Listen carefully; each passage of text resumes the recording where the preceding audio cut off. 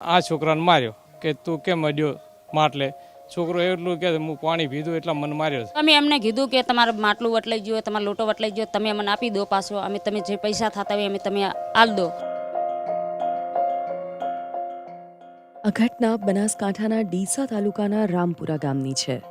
વાલ્મીકી સમાજના ફૂલાભાઈનો આરોપ છે કે તેમના 5 વર્ષના બાળકે ગામના જ બળવંતજી માધાજી ઠાકોરની દુકાન બહાર મૂકેલા માટલામાંથી પાણી પીતા તેને લાકડીએ મારવામાં આવ્યો, જેનાથી બાળકના પીઠના ભાગે નિશાન પણ પડી ગયા છે. સમગ્ર બાબતે બનાસકાંઠાના ભીલડી પોલીસ સ્ટેશનમાં FIR નોંધાઈ છે. એને પોણીની ત્રસ લાગી ને એટલે ઠાકોરના ગલ્લે માટલા ભરેલા પડ્યા હતા, એટલે અણભૂલથી પોણી પીવરાઈ ગયું નથી. એટલે પછી એને પૂછ્યું પકડીને કે કોણ નાતી છે, કે હું ભંગીયો છું. એટલે એમ કરીને એને પેપરની હુટી એને માર્યો. એટલે અમારું બાળક રોતું ઘરે આવ્યું એટલે અમે પૂછ્યું એને કે કોણ તને માર્યો, તો કે પેલા ઠાકરે મને માર્યો કે મૂસેવાળે ડોહે. એટલે અમે એ તો કંજે લઈને એટલે પછી અમે એમને પૂછ્યું કે નાના બચ્ચાને આવા માથે ઘા નહીં કરવાનો. તો પછી અમારા ઉપર અમને દોડવા મળ્યા મારવા સારું. એટલે અમે ઘરે આવતા રહ્યા બીકના લીધે.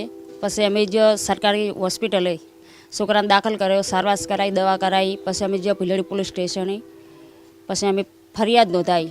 અમે એમને કીધું કે તમારે માટલું વટલાઈ ગયું, તમારો લોટો વટલાઈ ગયો, તમે અમને આપી દો પાછો, અમે તમે જે પૈસા થતા હોય અમે તમે આલ દો.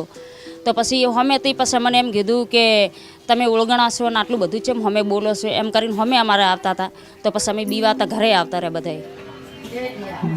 ફરિયાદીનો દાવો છે કે ઘટના બાદ જ્યારે બાળક રડતું ઘરે આવ્યું ત્યારે બાળકના માતા પિતા, કાકા અને પરિવારના અન્ય સભ્યો બળવંતભાઈના ગલ્લે ગયા હતા, પણ ત્યાં તેમને અપશબ્દો બોલ્યા હતા અને જાતિવાચક શબ્દો પણ ઉચ્ચાર્યા હતા. રાહત કાઢેલું છે ધર્માતાનો, એટલે કઢી ખીચડી આપવા આવે છે. એટલે એ ખાવા માટે છોકરો જો હોય છે, છોકરા બધા કાયમ માટે જોઈ છે. આ છોકરાને ગાડી ના આપતા ત્રસ લાગી એટલે પછી એ જ્યાં પાણી પીવા છોકરો પાણી પીવા ગયો. એટલે પછી એમાં છે આ છોકરાને જાતિવાતીનો વિરોધ કરી અને આ છોકરાને માર્યો કે તું કેમ અડ્યો માટલે. એ રહી છે 3 બાપ બેટો છે ને 1 સરપંચ છે, 4 જણા હતા. અને પછી અમે જ્યાં એટલે 4 ભેગા છે. અમે જ્યાં હતા પહેલાં કેટલા હતા છોકરાને મારતા વખત એ ખબર નહીં, અને અમે જ્યાં એટલે અમે 4 ભેગા છે. છોકરો એટલું કે હું પાણી પીધું એટલે મને માર્યો છે. એ પરબ મોડી એને તો પરબ મોડી છોકરું પીધું. છોકરાને ખબર નથી કે જાતિવાતમાં આપણે પીવરાય કે ના પીવરાય, એને ખબર ના પડે છોકરાને.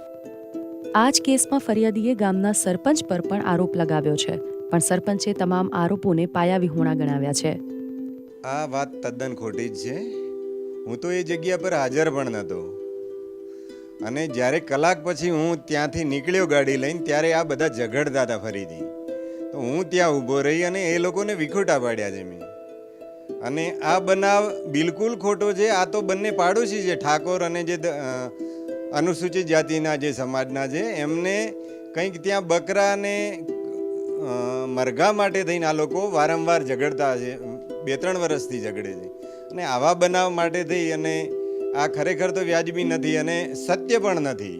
અને ખરેખર હું ત્યાં હોઉં તો હું રાજીનામું આપી દઉં કોઈ એવું કહેતું હોય કે સરપંચ સાહેબ ત્યાં હાજર હતા. તો આ લોકો ઉલટું ખોટું બહાનું બનાવે છે કે અમને ધમકી આપી. આવું રામપુરા ગામમાં આવું છે જ નહીં.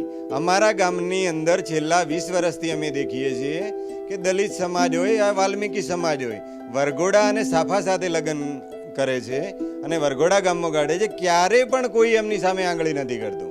આરોપીનો પક્ષ જાણવા બીબીસીના સહયોગી પત્રકાર પરેશ પઢિયાર તેમના ઘરે પહોંચ્યા હતા, પણ તેઓ ઘરે નહોતા. ઘરમાં રહેલી મહિલાઓને પૂછતા તેમણે જણાવ્યું કે અમારી અને ફરિયાદીની જમીન જોડે છે, જેની પહેલાથી મનદુખ રાખીને અમારા પર ખોટી ફરિયાદ કરી છે. આ ઘટના અલગ છે. આ બાબતે જ્યારે અમે ફરિયાદીને પૂછ્યું તો બાળકના પિતા ફૂલાભાઈએ કહ્યું કે અમારે કોઈ ઝઘડો નહોતો, અમે ગામમાં જતા પણ નથી. બાળક કઢી ખીચડી લેવા ગયો હતો ત્યારે તેને માર્યો છે. સમગ્ર બાબતે તપાસ ક્યાં પહોંચી તે જાણવા બીબીસીના સહયોગી પત્રકાર પરેશ પઢિયારે બનાસકાંઠાના SP અક્ષયરાજ મકવાણા સાથે વાત કરી હતી. તેમણે માત્ર એટલું જણાવ્યું હતું કે હાલ આ કેસમાં એટ્રોસિટીની ફરિયાદ નોંધાઈ છે અને તપાસ ચાલુ છે.